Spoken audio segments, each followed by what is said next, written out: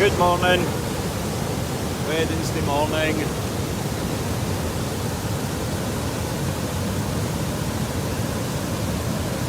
Beautiful. The power that's in this waterfall's and very intimidating standing this close to it. Massive amount of power and energy. Here we are. Try to get a better shot of it. There's my tree, there's Big Sanny up there. Big Sanny. Morning, Louise. Hope you're well. The power in this waterfall is absolutely immense. It's intimidating standing this close to it. I could watch this all day. It's all good. So, good morning. Hope everyone is well on this Tuesday morning. Life's going groovy. And here we go. So, morning Bob, hope you're well. Following you in Strava, you're like decathlon man. Bob, you're doing great. Right, some thoughts. So I'm going to start off with sharing a story from yesterday. So yesterday morning, I go in the river. Before I go home, I stop off at a wee pad in the river here and strip down to my swimming trunks and go in for a swim. There's a few other guys go with us. And one of the guys that goes is Colin Cleland, right? And he's got a dog called Jura. And Jura's a 6-year-old collie, right? She's lovely. And I would say that probably out of most of the dogs that Ralph knows, my dog, Jura and him got on really, really well, right? So yesterday when I was stood at the side, when I was in the water, I had a bit of flavour to the story. It was really cold in the Clyde yesterday. So the colder the better for me, because the colder it is, the quicker I'm able to get out of my thinking mind, get out of my analytical mind and become present. So I'm standing in the river and I'm watching the two dogs interacting on the beach. And it sounds really luxurious, doesn't it, on the beach? It's got a wee paddly, muddy dirt. But anyway, the dogs were playing about. Morning, Des. Morning, buddy. So the dogs were playing at the side of the river and I was watching their interaction, right? It was lovely to see. And there was a bottle, a small 500ml bottle, empty bottle of Volvic, floating in the river about a metre off the shore. And Jura was standing barking at the bottle of water and she's scared to get in. She'll come into a bit, in human language, her ankles, right? So she's into her ankles and she's barking away at the bottle of water. And Ralph's kind of standing looking at her at the side of her, right beside her. What are you barking at? And she's just barking away at the bottle. And the next thing, Ralph leaps off the shore, goes out, gets the bottle, brings the bottle back to shore, and stands beside her with the bottle in his mouth and just kind of tilts his head to the side, as if offering it to her. And she took the bottle out of his mouth, and away she went really happy. And I'm watching this from a place of presence, or being more present than I normally am in my waking world, because my head's usually busy with what I've got to do and bloody scheduling Zoom meetings, you know what I mean? Oh, God, a bit done with that, really. Copy, paste. Right, another Zoom meeting. Forget what meeting you're on. Anyway, you get away from all that and you're in the river, and all you're focusing on when you're in the river is how bloody cold it is. And it brings you into a place of presence. It makes you feel quite connected to your surroundings. And I'm watching this interaction between these two dogs, right? And I'm watching it and I'm thinking to myself, there was some barks from Jess, the collie, right? There was some curiosity from Ralph.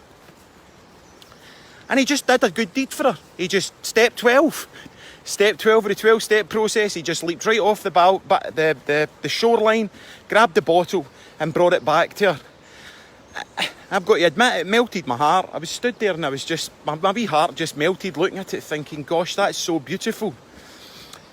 So for us, that got me thinking, about agendas and communication starting, it feels like, to becoming a lost art for him.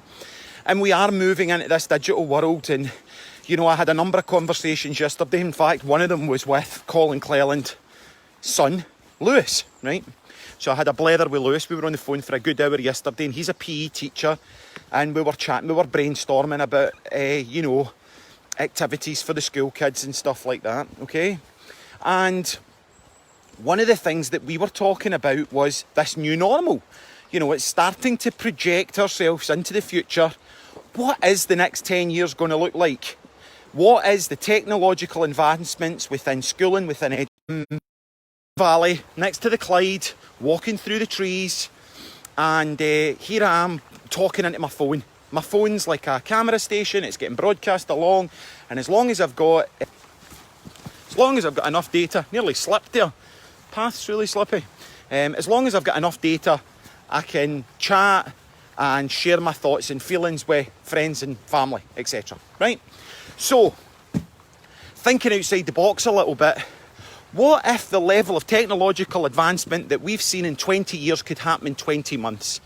What would the technological advancements of how we interact and how we build, right? And it could be done digitally, but then it gets you thinking, what's lost in translation with a digital format? What do we lose? How do we interpret text? Have any of you ever had a text for somebody from a girl, or and you know, they send you a message, you don't know them that well, and then there's two kisses at the end of it, and you sit there and you go, what did that message mean? Why did you put two kisses at the end of that? Why not one kiss? What's the difference between one kiss at the end of a text message, two kisses at the end of a text message, three kisses at the end of a text message? And then you start to think, is she into me? Does she know I'm seeing somebody? Why am I thinking like this? Right? Have you ever received a text message and you've interpreted that the person's angry? Right? Now, amongst my friends, there is a running joke that I am the most abrupt person at sending text messages. I'm not a texter, I'm old school, and it's as minimum as possible. See you there. Right? I don't go into any detail in text at all. Right? Which makes it very hard for people to interpret. And I get that. But what... have you ever felt that there are just people in this world that you can be with that you don't actually have to say very much in order for you to be met, in order for you to be heard without saying anything, right? Understood, if you like. That there's people in this world that you can almost, dare I say the word, telepathically communicate with. There's a sense of an experience that's between you that it doesn't matter how much distance is between the two of you, you can still attune with one another and get a sense of what the other person is feeling or experiencing, right? So since we moved into linguistics, language, and if you look at now, I was talking with another pal yesterday about emojis and how we speak with this language of emoji. I love that wee thinking one, you know, the wee one that goes up like this, right? And how we're kind of going back the way to how in, you know, primordial times we communicated with art before the written word of language was developed. And again, like now what we're saying, or what I'm alluding to this morning, is that technology, we're losing the art of communication through technology. Okay? But what if we're blaming mobile phones and computers and emails for that? What if the beginning of where we started to lose real heartfelt communication, that real sense of knowing, that telepathy, if you like, that being able to speak without words, being able to project what it is that you mean, opening your mouth? What if the birth of language, the birth of linguistics, was the beginning of us starting to lose the actual heartfelt sense of what it is that we really want to say? So in the world of addiction, where I seem to, for some unfortuitous reason, spend the majority of my counselling hours working within, right? We have, and we talk about the disease of perception. How we perceive reality is based upon our internal narrative, which has been conditioned and programmed from our earliest of development, and we could be looking at the reality through the lens of, it could be skewed, it could be erroneous, and it could be harmful.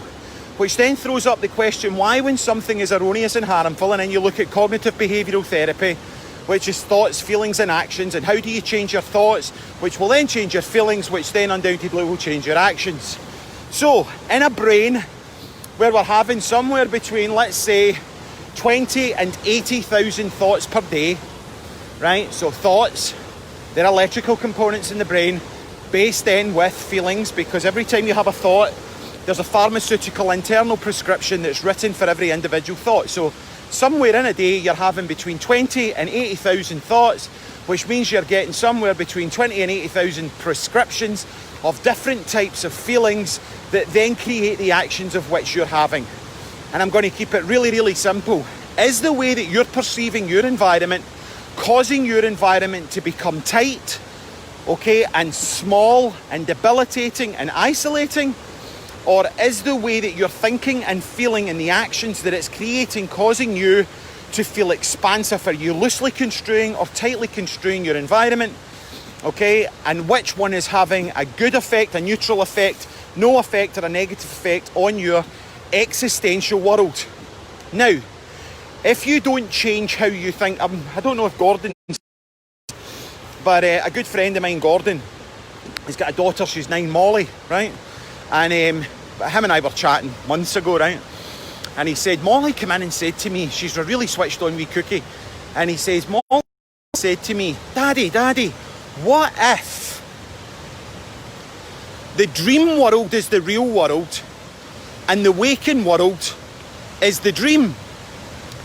And he went, a really far out thinking, you know, at 9-year-old. I wouldn't have thought of things like that at 9-year-old. And I went, well, did you know think about things like that at 9-year-old?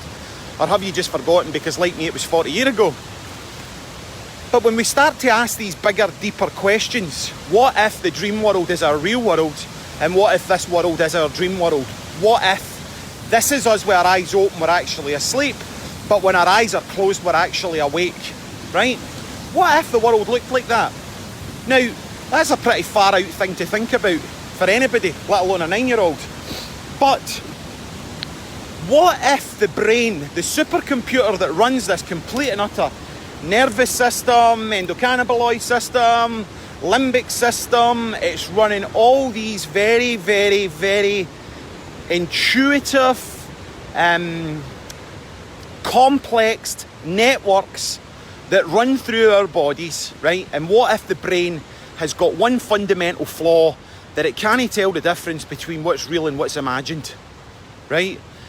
What if the brain hasn't got the ability to discern between that which is fact and that which is fiction, and the fact that you think that you are seeing is actually the disease of perception, which is fundamentally flawed, because the only way that you're seeing it the way you're seeing it is because of your conditioning, your upbringing, your spiritual, your religious, your financial and your environmental factors and settings, right? So how do we go about changing that?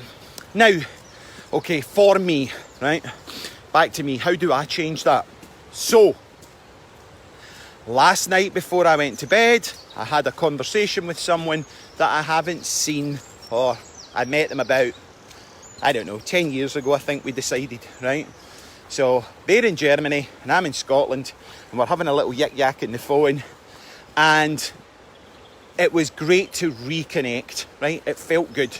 So when I went to bed last night, I took those feelings of well-being to bed with me.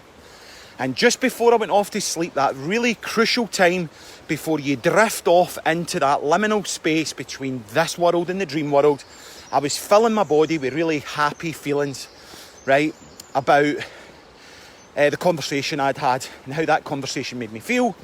And I valued it, right? And then as I was valuing that, I then replayed the day that I had had. I spoke to Lewis Cleland. I really value that guy, right? We're building a trust, and I would say we're probably building a friendship, which is really great. And then I spoke to my best friend Colin Laverty, phoned me yesterday out of the blue for Australia. And he just said some really nice things, some really kind, warming things, and we had a fantastic conversation. So I'm reliving my day and those people that I connected with, Colin Laverty, Lewis Cleland and Carella, at the end of the day yesterday. And I was just filling my body up with all these good feelings that I felt through meeting these people. So, when you wake up in the morning, are you like me, and it takes you a wee second between your mainframe computer and your hard drive and all the different parts of the brain, so you're still asleep but you're awake, but you're tuning in and you're processing your body and you're imagining how you feel? The very first thing I felt, which was lost very, very quickly, I couldn't catch it because the computer was turning on, Windows was firing up, and the feeling was I had a really good sleep last night. I felt really good, right? And then I got up and went to the toilet and went through the programme that I went through, right? And there was a message had come in from Liz Sloan, a lassie that I went to school with, and she was talking about my vlog yesterday in my backpack, and basically you've got this and all the rest of it, right? I'll get to the point in a minute. And I yesterday found it a real struggle to walk around here with my backpack, and the name of the vlog was around about what's in your backpack. Now, I could have carried that negativity, that negative thought process, that, oh God, I'm not going to be able to do this, it's going to be harrowing, it's going to be terrible. But one of the conversations that I had yesterday with Lewis Cleland was, oh, big man, shut up, I don't want to hear it. He goes, you'll be 5 mile in and you'll not even notice it's on your back. I went, right, cool, he doesn't want to hear my moaning. Because I've got a really close group of friends at the moment, right? And part of that is, we just don't, we hold each other accountable and we don't buy into the BS, right? We don't really allow anybody to moan and complain, unless it's super validated, which most of the time it's not, right? So when I started my walk this morning, from a virginal place, a place of complete and utter virginity, where I didn't carry the programmes of yesterday, the fear, the inadequacy, the vulnerabilities, the moaning, the complaining, a place where I started to give my power away, right? And as I started walking with my rucksack, I then got the realisation that yesterday I actually wasn't nervous. I'm not actually nervous about going away and walking the West Highland Way. I'm actually really, really excited because there's a group of absolutely amazing men, right? No women, nothing against you women, right?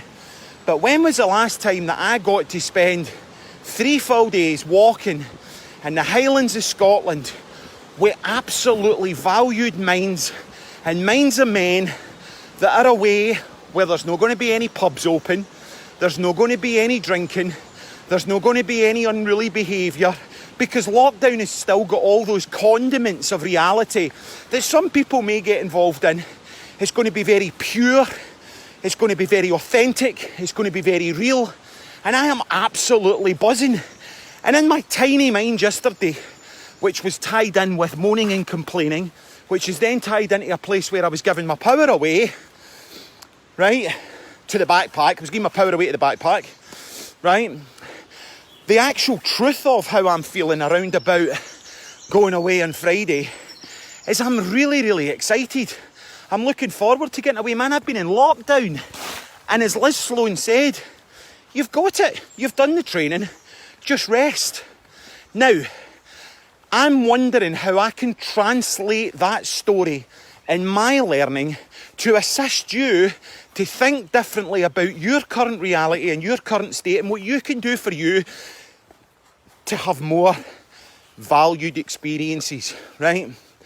Don't let yesterday depict today. The mind, whatever analogy you want to look at, and yes, I use an analogy of the Bible, but it doesn't need to be the Bible, because there's been books written about this stuff that point towards the same thing. Okay, if you look at it from a neuroscientific perspective, neurons that fire together wire together. If you look at it in scripture, Jesus said, get up as if your prayers have already been answered. Don't let yesterday dominate today, because see, yesterday's gone. You made a mistake. Aye, the power of guilt is crack cocaine to the brain. The power of failure is crack cocaine to the brain. These debilitating, very, very toxic drugs that go through our system. And we think about ourselves in a way that's going to increase these feelings of guilt and shame and unworthiness, and I'm no good enough, and something that you done 40 years ago when you didn't know any better. It does not any longer have to be running the show. And you have, like me, in our hand, a remote control that can change the picture in this existential reality. If you want to read about existential reality, it's a guy called Yolam. His work's fantastic, right? If I had my time over again, man, in fact, see, if I did have time, I'd just study like all the time. I'd go to uni like all the time. I'd be like one of the perpetual students. I would definitely go and study Yalom. I think, I'd go and study Jungian sand play. If I had 3 years to spend, right, in time, I've said that for about 10 years, I'd absolutely love to go and study sand play, just playing in sand for 3 years. Man alive, that would be phenomenal. Anyways, lost my track there. How do you utilise your mind, tame the tiger, to become the master and it the servant, as opposed to you being the servant and you're getting dragged through a life where it's filled with misery, unhappiness, feelings where you don't belong, feelings of shame, feelings of guilt, and watching how your mind continually wants to go to angry thoughts where you're ruminating over punching somebody, or ruminating over fighting with somebody, or ruminating how an argument could have went different, or giving yourself a hard time for no just walking away, or giving yourself a hard time for no being quick enough when somebody made a smart-ass comment towards you, or revving yourself up because of your perception of how you're reading a text message that might actually not be the way it was. It might just be that the person that was sending it never had a massive amount of time in order to get their point across. So, goodness me, I hope that's been helpful. I hope that's made some sense to you. See, not even whinged about my backpack once. Definitely, but a lot lighter without the maple syrup. That was definitely an indulgence that one didn't need to be carrying. And also, putting all my stuff nicely packed, like my mummy would have taught me, into a Tupperware dish, right? A big, massive Tupperware dish, right? And I looked at all the stuff that was in it and I was like, right, Billy Bunter, right, wee Roland, you think you've got enough to eat in there, you don't need the big massive Tupperware dish that'll be your wee thing when you're pulling out your packed lunch and eating your wee packed lunch at the bothy that's not even got to be open. So that get ditched. Right, so I've ditched 2 things so far, and there's a massive amount more ditching to be done, but it certainly feels a lot better today. And I don't know if it feels better just because I've re-evaluated my thoughts around about the backpack that I have on my back, but it's there and we're driving along. It's Tuesday. I hope you have a really fantastic day. Really give it all you've got, and don't let yesterday depict today. Today's a new day. As Willie Grant says to me, if you're a man and you're stoning shaving, shave the bristles off. Shave yesterday's bristles off, because they're not important any longer. It's a new day, it's a new dawn. Go up and get after it and do the best you can with the support that you can get, and start to surround yourself with people that don't judge you, people that actually see you for who you are. And I tell you right now, my best friend Colin Lafferty, right, he's been my best friend for, oh God, nearly 20 years. We met very, very, it was very synchronistic how we met, and we were just like the best of buddies, right? We just were totally in sync with one another. And you know what? As I said to him yesterday, you are the only person in my life to this point that I trust implicitly, that I know that if somebody was bad-mouthing me or bitching about me, that you've got my back, and I totally trust that you'd turn around and say something that would support me rather than debilitate me. I don't know what life would be like if I never had that one person, right? We never had that one person that's got our back.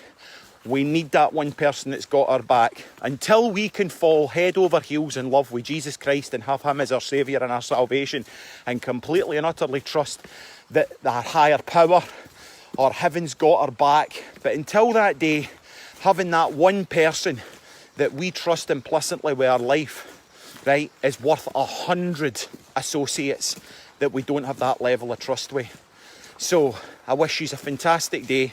All the best. Keep on keeping on. Stay safe.